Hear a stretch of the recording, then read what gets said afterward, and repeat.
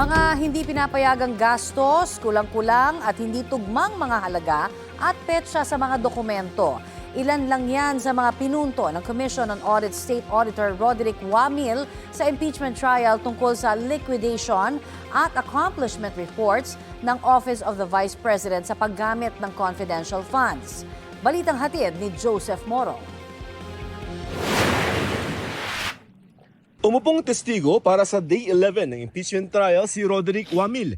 Ipinakita sa paglilitis sa mga acknowledgement receipt na ipinasa ng Office of the Vice President sa Commission on Audit, Intelligence and Confidential Fund Audit Unit.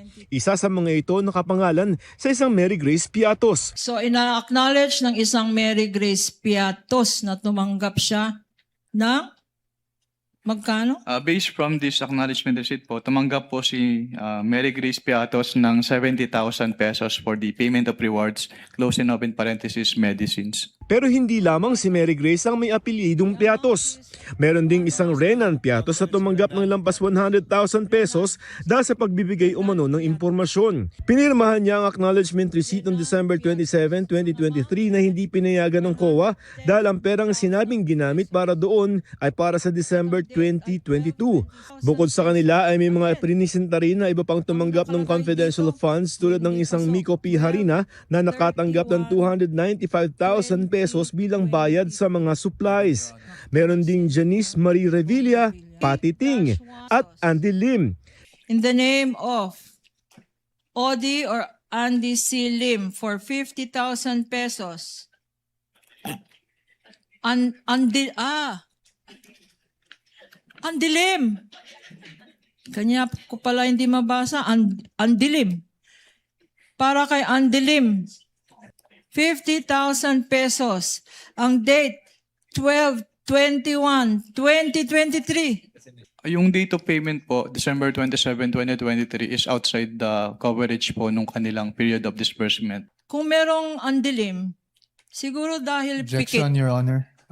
I'm sorry, but I've been giving leeway to opposing counsel, but I think she's been coloring, the contents of the documents more than what is shown Your in the Honor, I'm document just reading. It itself. says here. And No, counsel Your can Honor. It says andilim. And the next one, maybe you will object again. It's Alejandro A. Pikit. I was gonna say, kanya siguro madali. May pikit ang mata. Counsel for the panel of prosecutors, I think you know what the counsel for the respondent is talking about. Yes. Kindly proceed accordingly. Nang sumahin daw ito ni Wamil, lumabas ng halagang nakasaad sa acknowledgement receipt sobra sa nakalagay sa accomplishment report ng OVP. Magkano ba ang binigay na confidential funds? Based on the documents submitted to ICPAO, 125 million pesos po. May discrepancy. Hindi tugma, 150,000 na butal.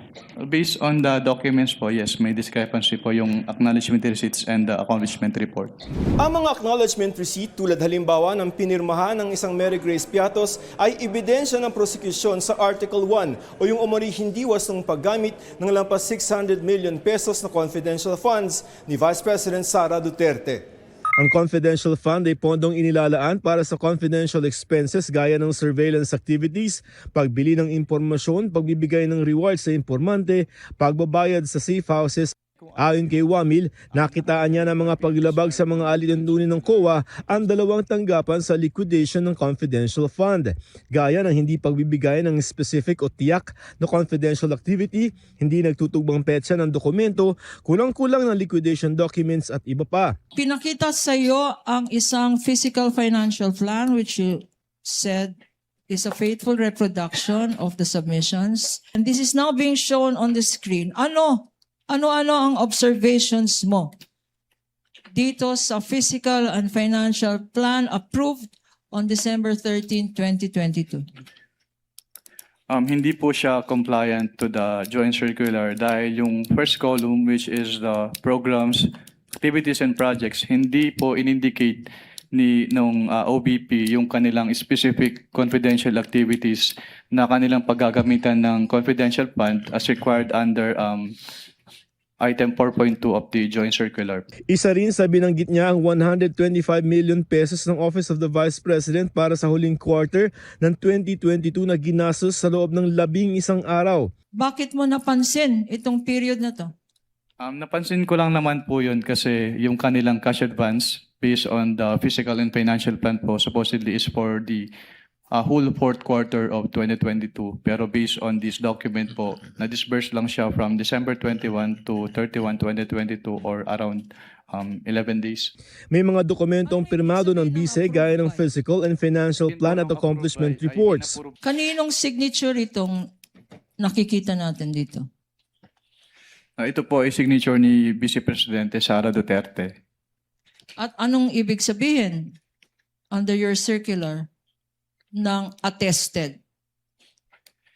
Ang ibig sabihin po ng attested ay kanyang kino-confirm at bine-verify na yung contents ng certification na ito ay totoo. Para sa prosecution, ebidensya ito laban sa Vice Presidente under the direct supervision of the signatory, and the signatory is the Vice President Duterte herself. It's clear that the Vice President had a direct hand on this. She signed it off, no? Not just the use, but the way that it was liquidated. Hindi sang-ayon dito ang depensa. Yung mga dokumento na yan ay kinailangan dumaan sa isang proseso, dumaan sa approval. As to the malfeasance, that's for them to prove, no?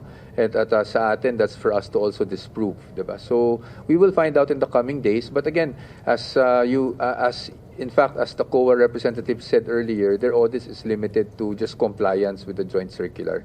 Nothing further than that. Matapos makita ang mga paglabag, nagsumite raw ang OVP ng Revised Accomplishment Report. Pero may nakita pa rin ilang gastos na hindi pinahihintulutan. Based on this document po, some of the line items as presented po na confidential expenses ay hindi among the allowable expenses under item 4.8 of the joint circular. Yung provision of medical and food aid for 40 million pesos at yung payment of incentives or traveling relative to confidential operations na 10 million pesos. Nakita rin ng COA na ginamit ang confidential fund pambili ng lamesa, upuan, computer, pero wala raw resibo kundi acknowledgement receipt lamang. May napansin din siya sa petsa ng ilan sa mga ito. Napansin ko na some of the payments were dated December 2023. Which is beyond the scope po nung covered ng kanilang cash advances. And yun nga po, katulad nung nasabi ko kanina, may mga payment of rewards po sila. Either in cash, in medicines, and in various goods. Pero wala na po silang sinamit na any document na support or evidence, document evidencing the success of the information gathering activity on account of the information given by the informer. Joseph Morong nagbabalita para sa GMA News.